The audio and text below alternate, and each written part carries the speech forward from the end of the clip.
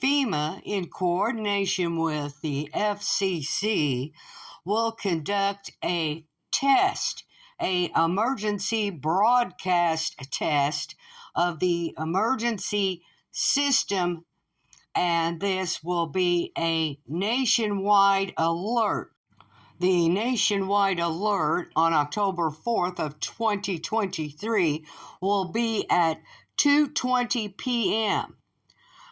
Military time will be from 14:20 to 14:50 hours Eastern Standard Time.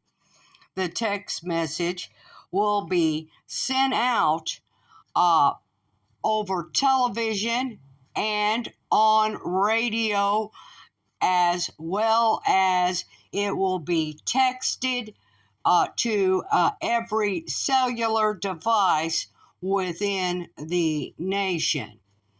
The Emergency Systems Alert, the EAS, will be conducting these tests with the FCC communication system.